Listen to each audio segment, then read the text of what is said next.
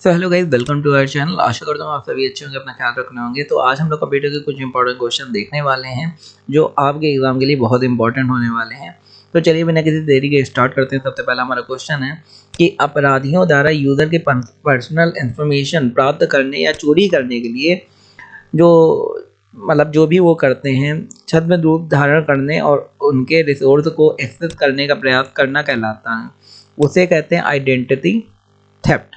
अब सपोज करो ये होता कैसे है। कुछ लोग क्या करते हैं कि दूसरे की प्रोफाइल फोटो उठा लेते हैं और वो उनकी प्रोफाइल फोटो से एक उन्हीं के नाम की एक आईडी बना लेते हैं, उससे दूसरों को रिक्वेस्ट भेजते हैं या फिर उसका मिसयूज करते हैं। इसे आइडेंटिटी थेफ्ट के रूप में काउंट करा जा सकता है। तो ऐसी कोई भी चीज़ हो जिसमें दूसरे की आइडेंटिटी चुरा के जो भी फ्रॉड करा जाता है उसे आइडेंटिटी थेफ्ट कहा जाता है। आगे देखते हैं स्पैम किस विषय से संबंधित है। तो स्पैम जाहिर बात कंप्यूटर से संबंधित है। स्पैम जो आपके मैसेज आते हैं, जो अनवांटेड मैसेज जो होते हैं उसे ही स्पैम कहा जाता है। जैसे जो भी ईमेल है जो अनवांटेड होते हैं उन्हें स्पैम की कैटेगरी में डाल दिया जाता है। आगे देखते हैं प्रॉक्सी सर्वर का प्रयोग किया जाता है। अब प्रॉक्सी सर्वर का प्रयोग किसमें करते हैं? अनाधिकृत उपयोगकर्ताओं के खिलाफ सुरक्षा प्राप्त करने के लिए प्रॉक्सी सर्वर का उपयोग करते हैं। मतलब ऐसा सर्वर जिसमें कोई दूसरा ना आ सके। जैसे जो आईटी कंपनीज होती हैं उनका खुद का सर्वर होता है हर कंपनी का, उसी में उनके एम्प्लॉय काम करते हैं। उसे कोई दूसरा आके टच नहीं कर सकता क्योंकि उनकी बहुत इंपॉर्टेंट इन्फॉर्मेशन उसमें होती है। कुकीज़ कंप्यूटर में स्टोर होती हैं यूज़र की वेब एक्टिविटी संबंधित। अब होता क्या है, जैसे आप किसी वेबसाइट में गए समझिए, और आपने वहाँ पे अपना ईमेल आईडी और पासवर्ड डाल दिया। अब बाद में क्या करते हैं, आप दूसरी उस वेबसाइट से निकलते हैं और दूसरी वेबसाइट में जाते हैं। अब दूसरे दिन आप दोबारा उस वेबसाइट में गए तो आप ईमेल आईडी पासवर्ड में जैसे ही क्लिक करते हैं तो ईमेल आईडी और पासवर्ड अपने आप एंटर हो जाता है उसमें। तो कंप्यूटर के पास वो हर वेबसाइट में सेव कैसे रहता है, वो एज अ कुकी डेटा आपके कंप्यूटर में सेव हो जाता है। तो कंप्यूटर में आप जब भी जाएंगे तो आपके कुकीज़ की वजह से वो डेटा वहाँ पे सेव रहेगा। अब जैसे आप कोई चीज़ मान लो फ्लिपकार्ट में आपने कोई चीज़ ऐड कर ली कार्ट में, तो वो कार्ट में दिखाई कैसे पड़ती परमानेंट जब तक आप चेकआउट नहीं कर देते।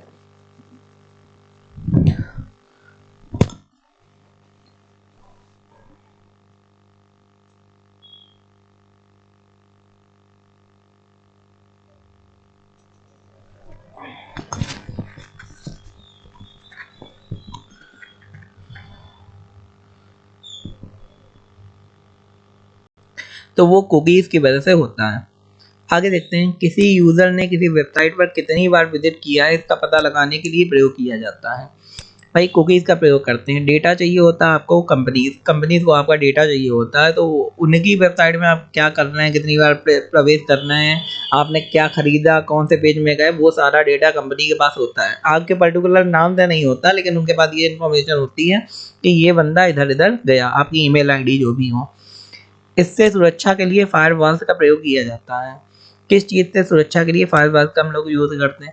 अनऑथराइज्ड अटैक, ऐसे अटैक जिनका हम लोगों को ज़रूरत नहीं है, ऐसे अटैक से बचने के लिए फायरवॉल्स का हम लोग यूज़ करते हैं। एंटी वायरस का भी हम लोग यूज़ करते हैं। संचार नेटवर्क में फायरवॉल का प्रयोग किया जाता है अनाधिकृत उपयोगकर्ताओं से बचने के लिए। तो फायरवॉल का जैसे ही आएगा उपयोग किसमें होता है, वो आपको स्पैम से बचाने के लिए उपयोग होता है। कंप्यूटर वायरस क्या होता है? एक देशपूर्ण सॉफ्टवेयर प्रोग्राम होता है। मैंने बताया सॉफ्ट वायरस कुछ नहीं होता, बस एक प्रोग्राम होता है जो बाकी प्रोग्रामों की तरीका लिखा जाता है और वो दूसरे कंप्यूटर में ईमेल के थ्रू या किसी के थ्रू जैसे ही आप किसी लिंक में या डाउनलोड में क्लिक करते हैं वो आपके कंप्यूटर में आ जाता है और वो आपके कंप्यूटर को ख़राब कर देता है। तो वो कुछ नहीं, बस प्रोग्राम एक बनाता है। ऐसे वायरस जो समय बीतने पर या किसी खास तरीके से चलते हैं कहलाते हैं, उन्हें टाइम बम कहते हैं। ये एक वायरस का नाम है, अलग अलग वायरसों के अलग अलग नाम होते हैं उनके कामों के हिसाब से। कंप्यूटर वायरस है एक ऐसा प्रोग्राम, कंप्यूटर प्रोग्राम जो स्वयं की प्रतिलिपि बना सके। भाई उसी को वायरस कहते हैं। होता क्या है, जैसे ही आप किसी चीज़ में क्लिक करते हैं, जैसे किसी ने वायरस भेजा और आपने उसे गलत लिंक या ईमेल में क्लिक करा, तो वो वायरस आपके कंप्यूटर के अंदर आके अपने आप खुद को कॉपी करने लगता है और वो इतना ज़्यादा खुद को कॉपी करता है कि आपका कंप्यूटर पूरा हैंग हो जाता है। यह वायरस प्रायः फ्लॉपी डिस्क ड्राइव में रह गए फ्लॉपी डिस्क से आता है। तो बूट सेक्टर वायरस कहलाता है। बूट सेक्टर वायरस किससे आता है? फ्लॉपी डिस्क में जो भी रह जाता है उससे बूटस्ट्रैप वायरस आपके में आ जाता है। यह प्रायः किसी ईमेल अटैचमेंट के जरिए कंप्यूटर तक पहुंचाया जाता है और अधिकांशतः नुकसान पहुंचाने के लिए डिज़ाइन किया जाता है। मैंने अभी बताया वायरस क्या होता है, ईमेल के जरिए आपके पास पहुंचाया जाता है। आपने जैसे ही गलत ईमेल पर क्लिक करा तो आपके कंप्यूटर में वो वायरस आ जाता है। वह कंप्यूटर वायरस जो स्वयं को किसी दूसरे कंप्यूटर प्रोग्राम से जोड़ता है, तो वो ट्रोजन हॉर्स होता है। ट्रोजन हॉर्स एक वायरस का नाम है। तो ये वायरस किसी दूसरे कंप्यूटर प्रोग्राम से खुद को जोड़ लेता है। कंप्यूटर को ये बताता है कि हाँ, ये बिल्कुल सही काम चल रहा है, तो उसके ज़रिए वो कंप्यूटर में घुसता है, खुद को एक ऑथराइज़्ड पर्सन बता के, और उसके बाद कॉपी करना स्टार्ट करता है। वायरस, वॉर्मस और ट्रोजन हॉर्स जैसे सॉफ्टवेयर जिसमें हानिकारक प्रोग्राम होते हैं कहलाता है, उसे हम मॉलवेयर कहते हैं। ऐसे वायरस जो खतरनाक होते हैं, गलत प्रोग्राम जिसमें होते हैं, उन्हें मॉलवेयर कहते हैं। वायरस से तात्पर्य क्या, फुल फॉर्म देख लीजिए, इंपॉर्टेंट है ये। Vital information resource under seize. ऐसी इंफॉर्मेशन इसका कोई रिसोर्स आपको सही से पता नहीं है, तो इसी को वायरस कहते हैं। ज्ञात सॉफ्टवेयर बग। बग माने त्रुटि होता है, कोई गलती होती है, को रिपेयर करने के लिए इंटरनेट पर मतलब बिना प्रभाव के मिलने वाला सॉफ्टवेयर क्या है, पैच। पैच क्या होता है, जो बग को फिक्स करता है। आगे देखते हैं क्वेश्चन, किसी कमांड को कैरी आउट मतलब पूरा करने का प्रोसेस क्या कहलाता है, एग्जीक्यूशन। अब क्या होता है, एग्जीक्यूशन कब होता है, मान लो अगर कंप्यूटर में आपने 2+4 करा और 6 आंसर आ गया, तो वो भी एक एग्जीक्यूशन की श्रेणी में आ जाता है।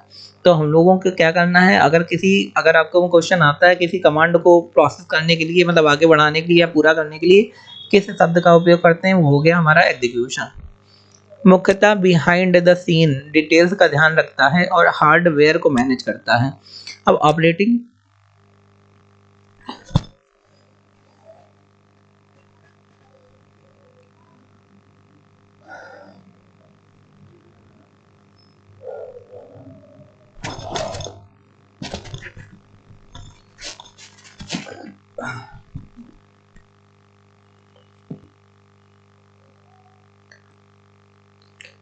सिस्टम का ये काम होता है कि आपके हार्डवेयर को मैनेज करे।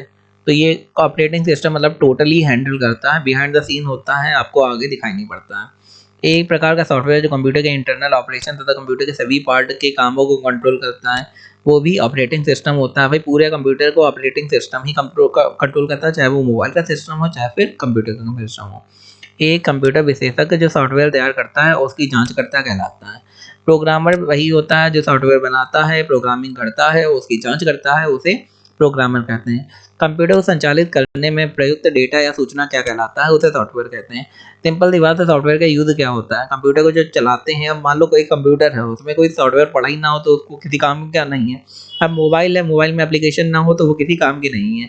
तो कंप्यूटर को संचालित करने के लिए या मोबाइल को संचालित करने के लिए सॉफ्टवेयर या एप्लीकेशन का यूज़ होता है। किसी निर्धारित कार्य को पूरा करने के लिए तैयार सॉफ्टवेयर कहलाता है प्रोग्राम। अब सपोज करो आपको वेबसाइट बनानी है, तो उस वेबसाइट को बनाने के लिए एक वेबसाइट वाला प्रोग्राम लिखा जाएगा। तो वही कहा गया, किसी निर्धारित कार्य को पूरा करने के लिए एक प्रोग्राम होता है। अब मान लो आपको कैलकुलेशन करना है, तो उसके लिए कीबोर्ड का एक प्रोग्राम लिखा गया। हार्डवेयर क्या है, कंप्यूटर का भौतिक भाग। भौतिक भाग जो भी आप टच कर सकते हैं उन्हें हार्डवेयर कहते हैं। छू सकते हैं, जैसे आपका हार्ड डिस्क हो गया, सीपीयू हो गया, माउस, कीबोर्ड, ये सब हार्डवेयर के पार्ट हैं। तो ये था हमारे आज का क्वेश्चन। आई होप आपको वीडियो अच्छा लगा होगा। अगर अच्छा लगा तो हमारे चैनल को लाइक शेयर सब्सक्राइब जरूर कर दें। धन्यवाद।